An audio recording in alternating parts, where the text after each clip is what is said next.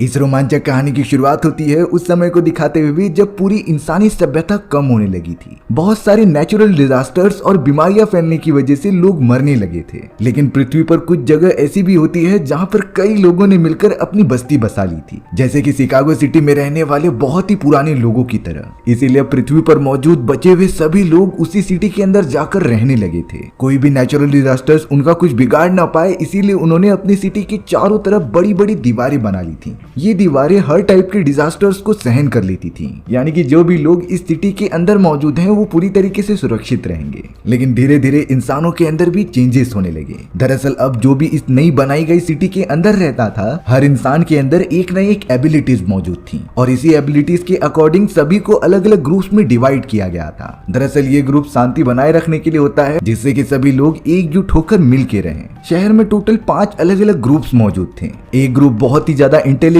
था और सारी टेक्नोलॉजी के मामले वही संभालते थे। दूसरा ग्रुप वहां पर खेती करके खाने पीने का इंतजाम करता और वो बहुत ही ज्यादा शांत रहते। तीसरा ग्रुप जो बहुत ही ज्यादा बहादुर होते हैं, वो पुलिस वालों की मदद करते थे इस पूरे सिटी के लॉ एंड ऑर्डर को मेंटेन रखने के लिए। चौथे ग्रुप में वो लोग होते हैं जो लोगों की मदद बहुत ही अच्छी तरीके से करते थे, उन्हें अपनी जान की परवाह बिल्कुल नहीं होती थी। लेकिन एक लास्ट ग्रुप ऐसा होता है जिन्हें की कम्युनिटी से अब बाहर निकाल दिया गया था, क्योंकि उनके पास कोई भी एबिलिटीज ही नहीं मौजूद थी। वो एकदम गरीबों की तरह शहर में घूमते रहते, साथ ही साथ वो सब सिर्फ अपने बारे में ही सोचते थे। अब हमें उस पूरे कम्युनिटी के हेड मेंबर्स दिखाए जाते हैं जो उन्हें रूल एंड रेगुलेशंस बता रहे थे। उन्हीं में से एक का नाम एंड्रयू होता है। एंड्रयू बहुत ही अच्छी तरीके से लोगों को गाइड करता और उन्हें एक साथ रहने की प्रेरणा देता। अब हमें यहाँ घर पर एंड्रयू की वाइफ नेटेलिया दिखाई जाती है। दरअसल नेटेलिया अपनी बेटी बेलेट्रिक्स को एक एंट्रेंस एग्जाम देने के लिए प्रिपेयर कर रही थी। ये एक ऐसा एप्टीट्यूड टेस्ट था जिसे कि हर 16 साल के होने वाले बच्चों को देना पड़ता है। दरअसल इस टेस्ट में बच्चों पर थोड़े एक्सपेरिमेंट करके ये पता लगाया जाएगा कि वो किस ग्रुप के लायक हैं और उनके अंदर कौन कौन सी एबिलिटीज मौजूद हैं। बेलेट्रिक्स थोड़ा सा नर्वस रहती है, लेकिन नेटेलिया ने उसे हिम्मत दिलाई कि तुम जरूर अच्छा परफॉर्म करोगी। इसीलिए अब बेलेट्रिक्स बाकी बच्चों की तरह निकल पड़ी थी अपना टेस्ट देने के लिए।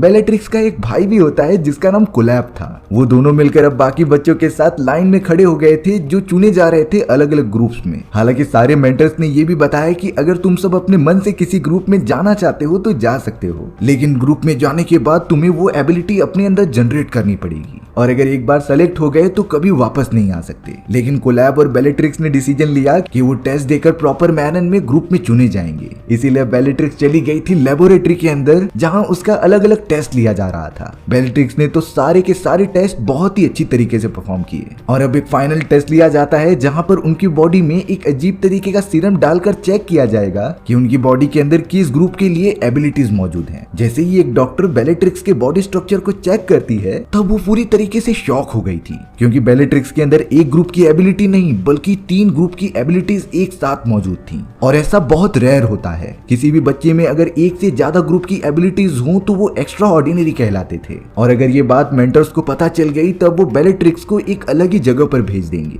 इसीलिए डॉक्टर बेलेट्रिक्स से बार बार कहती है कि तुम इस बारे में अपने पेरेंट्स को भी मत बताना, क्योंकि ये बहुत ही ज्यादा खतरनाक हो सकता है। बेलेट्रिक्स बिल्कुल भी नहीं समझ पा रही थी कि आखिर उसके बॉडी में है क्या, आखिर 3 ग्रुप्स की एबिलिटी एक साथ होना गलत क्या है। पर फिर भी बेलेट्रिक्स डॉक्टर की बात मानकर अपने उस रिजल्ट के बारे में किसी को नहीं बताती, यहाँ तक कि अपने भाई कोलैब को भी नहीं। वो बिल्कुल नहीं चाहती थी कि ये बात पता चलने के बाद मेंटर्स उसे उसकी फैमिली से अलग कर दें, इसीलिए बेलेट्रिक्स अपना मुंह बंद ही रखती है। अब वो समय आ चुका था जब सारे बच्चों का रिजल्ट अनाउंस होगा और उन्हें अलग अलग ग्रुप्स में ट्रांसफर कर दिया जाएगा। बेलेट्रिक्स जो अपनी पूरी फैमिली के साथ वहां आई हुई होती है, उसके सामने जेन नाम की एक लीडर आ चुकी थी जो सबसे पहले ग्रुप की मेंबर होती है। जेन तो बेलेट्रिक्स को कह रही थी कि तुम्हें शायद हमारे ग्रुप में आना चाहिए, क्योंकि मुझे लगता है तुम्हारा दिमाग बहुत ही ज्यादा तेज है। लेकिन बेलेट्रिक्स को समझ में ही नहीं आ रहा था कि वो क्या करे। अब थोड़ी देर बाद सारे बच्चों का रिजल्ट अनाउंस करके उन्हें ग्रुप में ट्रांसफर करना शुरू भी कर दिया गया। बेलेट्रिक्स के भाई कोलैब को उस इंटेलिजेंट ग्रुप में डाला जाता है जो कि एक्सपेरिमेंट किया करते थे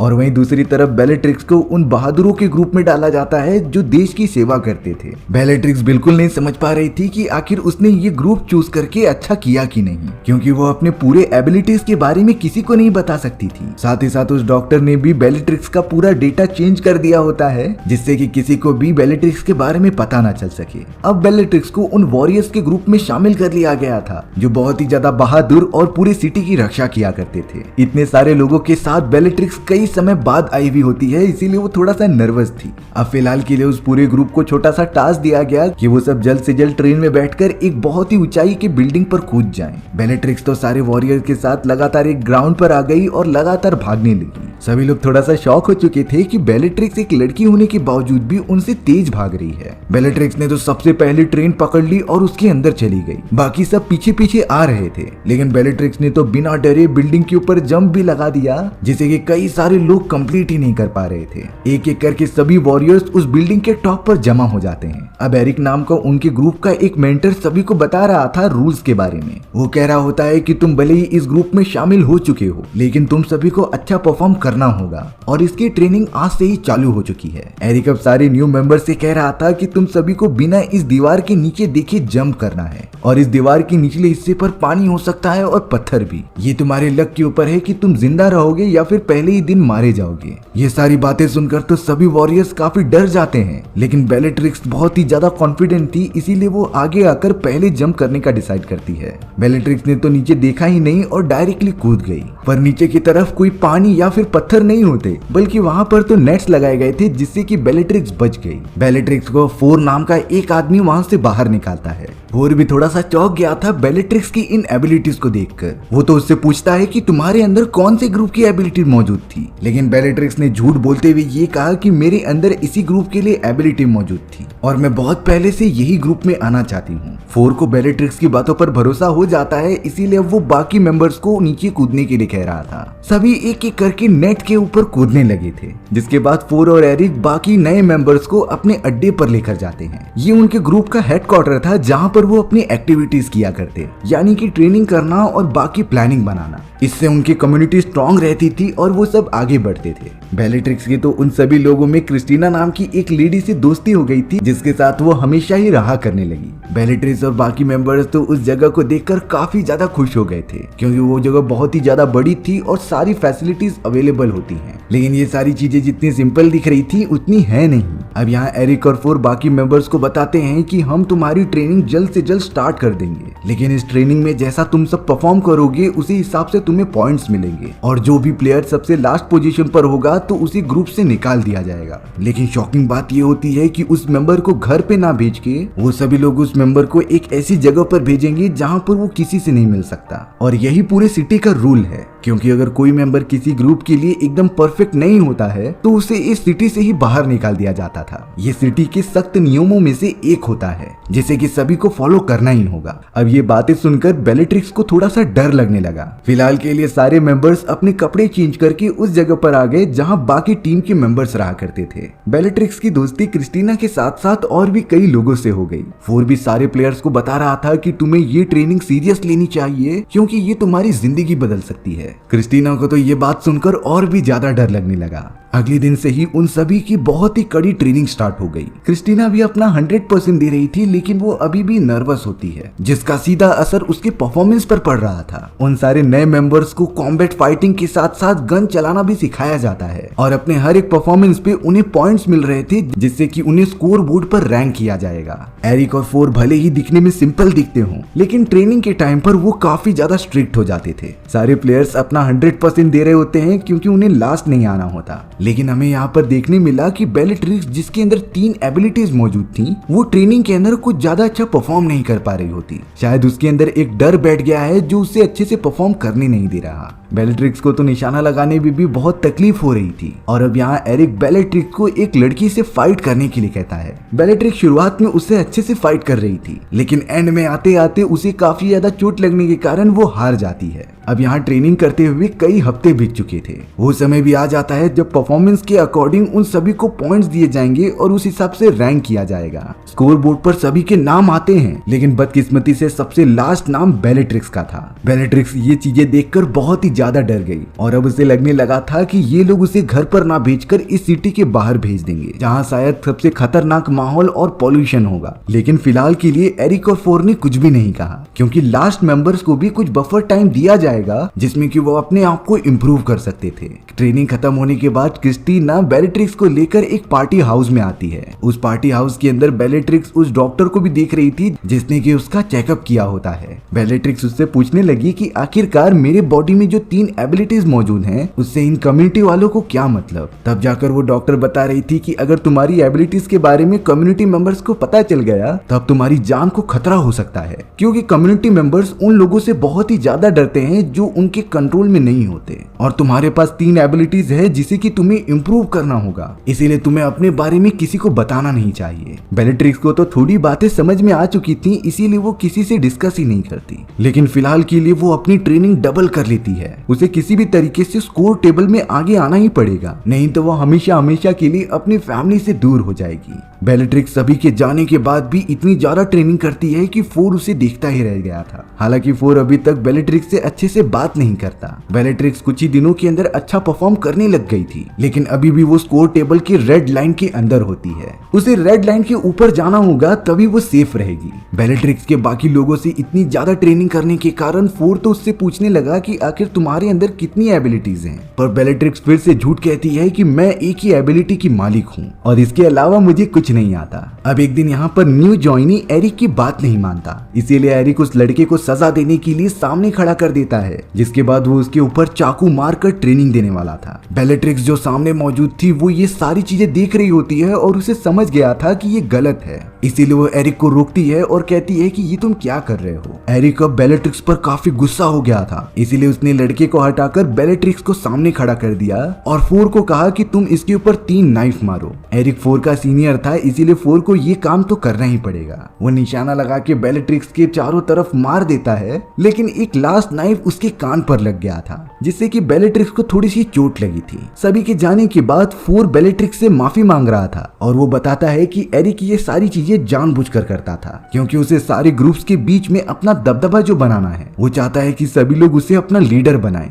लेकिन मुझे एरिक के अंडर रहना बिल्कुल भी पसंद नहीं है। अब बेलेट्रिक्स अपने सारे दोस्तों के साथ अपने अड्डे पर वापस आ गई थी, लेकिन तभी दूसरे ग्रुप की लीडर जिसका नाम जेन था वो उन्हें दिखाई देती है। जेन कुछ लोगों के साथ उनके हेडक्वार्टर में आकर एक सीक्रेट चैम्बर में चली गई थी। बेलेट्रिक्स के साथी तो एक दूसरे से बातें करने लगे थे कि शायद जेन यहाँ पर एक सीक्रेट मिशन के लिए आई है और वो डाइवर्जेंट एबिलिटी रखने वाले लोगों को ढूंढ रहे हैं। दरअसल डाइवर्जेंट उन लोगों को कहा जाता था जिनके पास एक से ज्यादा एबिलिटीज मौजूद होती हैं, और वो बदकिस्मती से बेलेट्रिक्स ही है। बेलेट्रिक्स ये सुनकर एकदम शॉक हो गई और थोड़ा सा डरने लगी। फिलहाल के लिए वो इन सारे बातों को छोड़कर अपनी ट्रेनिंग पर फोकस कर रही थी और धीरे धीरे वो काफी अच्छा परफॉर्म भी करने लगी। कुछ ही दिनों के अंदर बेलेट्रिक्स उस रेड लाइन के ऊपर आ जाती है, यानी कि वो पूरी तरीके से सेफ थी। लेकिन एरिक अभी भी बेलेट्रिक्स के ऊपर काफी ज्यादा गुस्सा था। उसने बेलेट्रिक्स को बुलाया और पीटर नाम के एक आदमी से फाइट करने के लिए कहा। अब यहाँ फोर बेलेट्रिक्स को अलग अलग टेक्निक बताता है कि वो किस तरीके से इस मैच को जीत सकती है। हालांकि शुरुआत में बेलेट्रिक्स ने उन्हीं सारे वेज को फॉलो किया, लेकिन फिर वो अपनी जोन में चली गई और पीटर के ऊपर अलग अलग तरीके से हमला करने लगी। पीटर जो उनके ग्रुप का सबसे बेस्ट फाइटर था, वो बेलेट्रिक्स को मार मार कर बेहोश कर देता है। वो ऐसा भी नहीं सोच रहा था कि बेलेट्रिक्स एक लेडी है और उसके ऊपर रहम किया जाए। बेलेट्रिक्स तो फाइट हारने के बाद वहीं बेहोश हो गई। कुछ देर बाद जब वो अपनी आंखें खोलती है तब उसका इलाज किया जा रहा था। यहाँ क्रिस्टीना ने बेलेट्रिक्स को बताया कि हम सब वॉर जोन में जा रहे हैं, लेकिन तुम वहाँ पर नहीं जा सकती क्योंकि एरिक ने गुस्से में आकर तुम्हें इस गेम से निकाल दिया है। पर बेलेट्रिक्स इस बात से बहुत ही ज्यादा गुस्सा हो गई, क्योंकि उसे भी वॉर गेम्स खेलने थे। जब सारे मेंबर्स ट्रेन में बैठकर जा रहे होते हैं तभी बेलेट्रिक्स अपने बेड पर से उठकर लगातार ट्रेन की तरफ भागने लगी, क्योंकि वो भी वॉर गेम खेलना चाहती थी। फोर ने जब बेलेट्रिक्स को भागते हुए देखा तब वो उसे हाथ देकर अंदर खींच लेता है। अब यहाँ बेलेट्रिक्स के कॉन्फिडेंस और उसके ना डरने वाली एबिलिटी को देखकर एरिक ने उसे गेम में खेलने का मौका दे दिया था। वो सब अब जल्द से जल्द एक वॉर जोन में पहुंचते हैं, जहां उन्हें 2 टीमों में डिवाइड किया जाएगा। पहली टीम थी एरिक की और दूसरी टीम थी फोर की। फोर ने तो बेलेट्रिक्स और क्रिस्टीना दोनों को ही अपनी टीम में शामिल कर लिया होता है। दरअसल गेम ये था कि दोनों टीमों को एक दूसरे से पहले अपोजिट टीम का फ्लैग पूरे एरिया में ढूंढना है। जो भी सबसे पहले फ्लैग ढूंढ लेगा वो टीम जीत जाएगी, और अब पूरी टीम उस जगह पर फैलकर अपना फ्लैग लगा देती है। फोर तो अपनी टीम मेंबर से पूछ रहा था कि आखिर हम शुरुआत कहां से करें। तभी बेलेट्रिक्स की नजर एक बहुत ही बड़े झूले पर जाती है। बेलेट्रिक्स को लग रहा था कि ज्यादा ऊंचाई से यहाँ की सारी चीजें अच्छे से दिखेंगी, इसीलिए वो लगातार उस झूले के ऊपर चढ़ने लगी। फोर को भी बेलेट्रिक्स के इस प्लान के बारे में पता चल जाता है, इसीलिए वो उसकी मदद करने के लिए ऊपर चढ़ने लगा। दोनों जल्द से जल्द उस झूले की एकदम टॉप पर पहुंच जाते हैं। अब चारों तरफ अच्छे से देखने के बाद बेलेट्रिक्स को एक चमकती हुई चीज दिखाई दी। ये और कोई नहीं बल्कि अपोजिट टीम का फ्लैग होता है, जो एक चर्च के ऊपर रखा गया था। इसीलिए अब बेलेट्रिक्स और फोर अपनी टीम लेकर जल्द से जल्द उस पोजीशन पर पहुंच जाते हैं। हालांकि उस फ्लैग को दूसरी टीम वाले प्रोटेक्ट कर रहे थे, लेकिन फिर भी बेलेट्रिक्स और उसके सभी साथी उन सभी लोगों को बेहोश करते हुए आगे बढ़ रहे थे। और अब बेलेट्रिक्स ने तो अपोजिट टीम का फ्लैग हासिल भी कर लिया था, जिससे कि उनकी टीम जीत जाती है। लेकिन एरिक का गुस्सा तो और ज्यादा बढ़ चुका था। वो अपनी हार का बेलेट्रिक्स से बदला जरूर लेगा। अब अपने हेडक्वार्टर में वापस लौटने के बाद जब बेलेट्रिक्स काम कर रही थी, तभी वहाँ पर बेलेट्रिक्स की मदर नेटली आ जाती है। दरअसल वो छुपकर अपनी बेटी से मिलने आई थी। दोनों इस बात से काफी ज्यादा खुश होते हैं, लेकिन बेलेट्रिक्स की मदर उसे एक इम्पोर्टेंट बात बता रही थी कि अब उन्हें भी पता चल चुका है कि तुम एक डाइवर्जेंट हो। पर नेटली अपनी बेटी को समझा रही थी कि तुम्हें ये सारी चीजें कम्युनिटी मेंबर से छुपा कर रखनी पड़ेगी। भले ही तुम उन्हें फिजिकल ट्रेनिंग में छुपा सकती हो, लेकिन जब मेंटल ट्रेनिंग होगी तो तुम्हें इस पर काफी जोर देना पड़ेगा। और शायद एक समय ऐसा भी आएगा जब तुम अपनी एबिलिटीज को छुपा नहीं पाओगी, लेकिन तुम्हें अपनी इमोशन पर काबू रखना पड़ेगा। नेटली अपनी बेटी से इतने दिनों बाद मिलकर काफी खुश हो गई थी, बट अब उसे जाना होगा। नेटली वहाँ से तुरंत ही निकल जाती है। अब यहाँ बेलेट्रिक्स के ऊपर थोड़ा सा प्रेशर आ चुका था। उसे नहीं पता कि मेंटल ट्रेनिंग में उसके साथ क्या कराया जाएगा और उसका रिजल्ट क्या हो सकता था। अब अगले दिन ही सारे स्टूडेंट्स की मेंटल ट्रेनिंग ली जा रही थी। बेलेट्रिक्स को भी इसमें शामिल किया गया और उसके बॉडी में एक सीरम डाल देते हैं, जिससे कि बेलेट्रिक्स को अजीब तरीके के विजन्स आने लगे थे। दरअसल मेंटल ट्रेनिंग इसी तरीके से की जाती थी जिसमें ये पता लगाया जाता है कि अपने विजन्स के अंदर खुद को बचाने के लिए वो मेंबर कौन सी ताकतें यूज करता है, और यही ताकतें डिसाइड करती थी कि उनके अंदर कौन कौन सी एबिलिटीज मौजूद हैं। बेलेट्रिक्स को जब सीरम देने के बाद वो विजन देखने लगी, तब अचानक वो देखती है कि वो दीवारों के पार चली गई है और उसके ऊपर कई सारे अजीब तरीके के जानवर हमला कर रहे हैं। लेकिन बेलेट्रिक्स के पास जो 3 नई एबिलिटीज थी वो उसका यूज करके सभी से बचते जा रही थी। वो तो बहुत ही कम समय में उन सारे चैलेंजेस को खत्म करके होश में आ जाती है। फोर जब बेलेट्रिक्स के रिजल्ट को देख रहा था तब वो भी चौंक गया और उसे तो अब बेलेट्रिक्स के ऊपर शक हो जाता है। अगले दिन भी मेंटल ट्रेनिंग करने के बाद उन्हें अलग ही चीजें दिखाई दे रही थी, यानी कि अब फोर और बाकी मेंबर्स को भी शक हो चुका है बेलेट्रिक्स के ऊपर कि उसके पास एक से ज्यादा एबिलिटीज हैं। बेलेट्रिक्स को नहीं समझ रहा था कि वो अपनी एबिलिटीज को कैसे छुपाए, इसीलिए वो डॉक्टर के पास चली जाती है और उनसे कुछ सोल्यूशन मांगती है। लेकिन डॉक्टर ने पहले ही कह दिया कि ऐसा नहीं हो सकता, मेरा भी कुछ समय पहले एक भाई था जो तुम्हारी तरह डाइवर्जेंट होता है।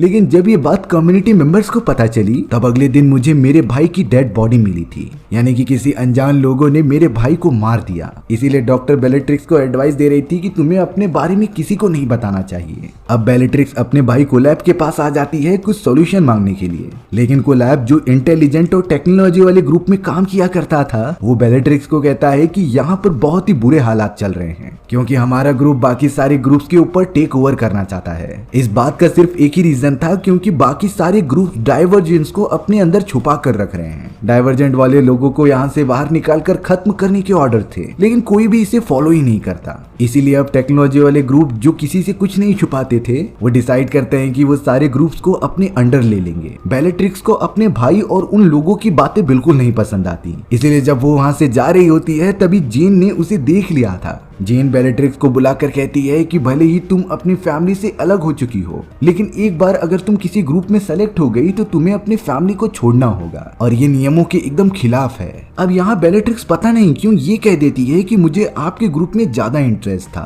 और जो भी आपका ग्रुप कर रहा है मैं उसके साथ हूँ। जेन इससे थोड़ा सा खुश हो गई है। बेलेट्रिक्स जब सारी बातें खत्म करके अपने हेडक्वार्टर की तरफ आ रही होती है, तभी बेलेट्रिक्स के ऊपर कुछ लोगों ने हमला कर दिया था जो उसे जान से मारना चाहते थे। बेलेट्रिक्स अपने आप को बचाने की बहुत ज्यादा कोशिश कर रही थी, लेकिन उसे बाद में पता चला कि ये लोग तो उसके ही टीम के मेंबर्स हैं। अच्छी बात तो ये हुई कि फोर वहाँ सही समय पर आ गया और उन सभी लोगों को बेलेट्रिक्स से दूर किया। फोर बेलेट्रिक्स को लेकर सीधा अपने कमरे में आ जाता है। उसने बेलेट्रिक्स को समझाया कि ये सभी लोग तुम पर हमला इसीलिए कर रहे हैं क्योंकि वो नहीं चाहते कि तुम पॉइंट टेबल में आगे बढ़ो। अगर तुम आगे बढ़ोगी तो वो सब पीछे चले जाएंगे और कोई भी इस जगह से बाहर नहीं निकलना चाहता। बेलेट्रिक्स की जान को खतरा था, इसीलिए फोर बेलेट्रिक्स को आज यहीं रुकने के लिए कहता है। सुबह उठने पर जब बेलेट्रिक्स अपने हेडक्वार्टर के अंदर गई तब पता चला कि कल जिस मेंबर्स ने उनके ऊपर हमला किया उनमें से एक मेंबर ने अपनी जान दे दी है। बेलेट्रिक्स को इस बात से बहुत ही ज्यादा गिल्टी फील हो रहा था, लेकिन यहाँ पर फोर बेलेट्रिक्स को समझाता है कि वो आदमी बिल्कुल भी एबिलिटी के लायक नहीं था और उसे पता होता है कि वो कभी क्लियर नहीं कर पाएगा। तुम्हें इस बात पर गिल्टी होने की कोई जरूरत नहीं। लेकिन बेलेट्रिक्स कह रही थी कि शायद मैं भी ये क्लियर ना कर पाऊं, क्योंकि जब सभी लोगों को मेरे डाइवर्जेंट होने के बारे में पता चलेगा तो वो मुझे लेकर चले जाएंगे। लेकिन यहाँ पर फोर कहता है कि चाहे कुछ भी हो जाए मैं तुम्हारा साथ कभी नहीं छोड़ूंगा। इसीलिए अब फोर बेलेट्रिक्स को अपने कमरे में लेके जाकर ये सिखाने लगता है कि हमारे ग्रुप की तरह रिएक्ट कैसे करना है, जिससे कि वो मेंटल ट्रेनिंग को अच्छे से पार कर ले। फोर ने अपने दिमाग की विजन्स को बेलेट्रिक्स के दिमाग से कनेक्ट कर दिया था, यानी कि अब फोर जो भी एक्सपीरियंस करेगा बेलेट्रिक्स भी उसे देख सकती है। फोर ने अपने विजन्स में वो सारी चीजें सिखाई जिससे कि बेलेट्रिक्स ये नाटक कर सकती थी कि वो डाइवर्जेंट नहीं है। फोर ने ये भी समझाया कि तुम्हारे अंदर कोई कमी होनी चाहिए जिससे कि पता चल सके कि तुम हमारे ग्रुप का हिस्सा हो। कई घंटों तक वो दोनों एक साथ ट्रेनिंग करते ही रहते हैं और अब शायद बेलेट्रिक्स समझ गई थी कि उसे मेंटल ट्रेनिंग में कैसे पास होना है। इतने कम टाइम में बेलेट्रिक्स और फोर एक दूसरे को काफी ज्यादा पसंद करने लगे थे, वो तो काफी ज्यादा क्लोज भी आ जाते हैं। अब फोर बेलेट्रिक्स को लेकर एक प्लेस पर आ जाता है जहां दूसरे ग्रुप के लोग अजीब तरीके की एक्टिविटीज कर रहे थे। दरअसल फोर बताना चाहता था कि जेन जो कि दूसरे ग्रुप की मेंबर थी वो बाकी सारे ग्रुप्स के ऊपर हमला करने के लिए लोगों को मैनिपुलेट कर रही है। साथ ही साथ उनकी टीम बहुत सारे वेपन्स इकट्ठा कर रही थी। अगले दिन सारे स्टूडेंट्स का मेंटल ट्रेनिंग ली जाती थी जो फाइनल होने वाली होती है। बेलेट्रिक्स जो पूरी तरीके से तैयार थी उसे विजन्स में डालकर उसके परफॉर्मेंस को चेक किया जाने लगा, लेकिन बेलेट्रिक्स अपने डाइवर्जेंट होने की प्रॉपर्टीज को छुपाकर सेम टू सेम वही परफॉर्म करने लगी जैसा कि फोर ने उसे सिखाया था। कुछ देर बाद जब रिजल्ट आता है तो बेलेट्रिक्स के साथ बाकी लोगों ने भी उसे पास कर लिया था, यानी कि कम्युनिटी मेंबर्स को नहीं पता चलेगा कि बेलेट्रिक्स डाइवर्जेंट है। अब सारे मेंबर्स के बॉडी में एक चिप लगा दी जाती है जिससे कि उन्हें ट्रैक किया जा सके, लेकिन पता नहीं कैसे बेलेट्रिक्स को ये अंदाजा लग जाता है कि ग्रुप वाले जो मेंबर्स के बॉडी में ये चिप लगा रहे हैं वो कोई ट्रैकिंग डिवाइस नहीं बल्कि एक ऐसा डिवाइस था जो उन्हें ग्रुप के आदेशों को फॉलो करने पर मजबूर करता है। बेलेट्रिक्स एक डाइवर्जेंट थी, इसीलिए ये डिवाइस उसके ऊपर वर्क ही नहीं कर रहा था, लेकिन वो फिर भी बाकी मेंबर्स की तरह एक्ट करने की कोशिश करती है। उसे ये जानकर अच्छा लगा कि फोर के ऊपर भी ये डिवाइस काम नहीं कर रहा है।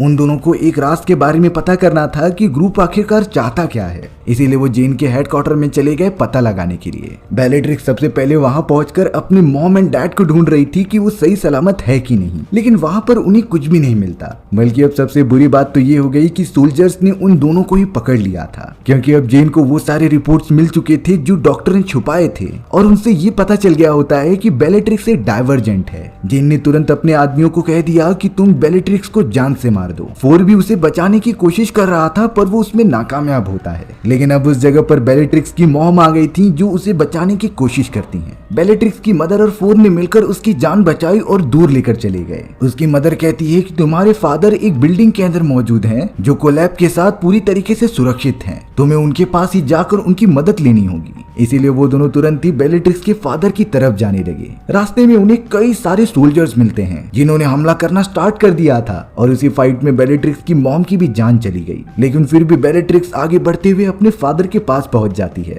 उसने अपने फादर को सब कुछ बता दिया था कि कैसे जेन अपने ग्रुप और टेक्नोलॉजी का यूज करके बाकी सारे ग्रुप मेंबर्स को कंट्रोल कर रही है अपने काम के लिए और हमें जल्द से जल्द हेडक्वार्टर में पहुंचकर डिवाइस को डीएक्टिवेट करना पड़ेगा। बेलेट्रिक्स के फादर और उसकी पूरी टीम निकल पड़े थे जेन के हेडक्वार्टर की तरफ। हालांकि अंदर पहुंचते ही कई सोल्जर्स ने उनके ऊपर हमला करना स्टार्ट कर दिया, लेकिन बेलेट्रिक्स के फादर उसे आगे जाने के लिए कहते हैं। बेलेट्रिक्स किसी भी तरीके से एक चैम्बर में पहुंची जहां पर फोर बैठा हुआ था। उसके चारों तरफ एक मशीन लगाई गई होती है जो उसके बॉडी में चेंजेस कर रही थी, लेकिन बेलेट्रिक्स को पता ही नहीं था कि फोर भी अब जेन के कब्जे में है। जैसे ही फोर आजाद हुआ उसने बेलेट्रिक्स पर हमला करना स्टार्ट कर दिया। वो भी पलटवार करती है, लेकिन बेलेट्रिक्स ने एंड में फोर को एहसास दिलाया कि वो दोनों कितना ज्यादा प्यार करते हैं, जिससे कि फोर होश में आ गया और वहां मौजूद सारे के सारे सोल्जर्स को मारने लगा। बेलेट्रिक्स अब सीधा हेडक्वार्टर की तरफ जाने लगी जहां जेन मौजूद थी। जेन तो ये सारी चीजें काफी बड़े मजे से देख रही थी, लेकिन अब बेलेट्रिक्स के वहां पहुंचते ही जेन काफी ज्यादा डर गई और सिस्टम को लॉक करने के लिए चली जाती है। पर बेलेट्रिक्स जेन को पकड़कर उसके ही डिवाइस को उसके बॉडी में डाल दे रही थी, जिससे कि वो अब जेन को कंट्रोल करके आदेश देती है कि तुम सारे कोड को एकदम डीएक्टिवेट करो, जिससे कि सारे ग्रुप वाले एकदम नॉर्मल हो जाएं। जेन ऐसा ही करती है, जिससे कि अब ग्रुप वाले सभी लोग नॉर्मल हो चुके थे। उसने तुरंत ही डिवाइस के अंदर बनाए गए सारे कोड्स को डिलीट कर दिया और हमेशा के लिए डीएक्टिवेट भी कर दिया।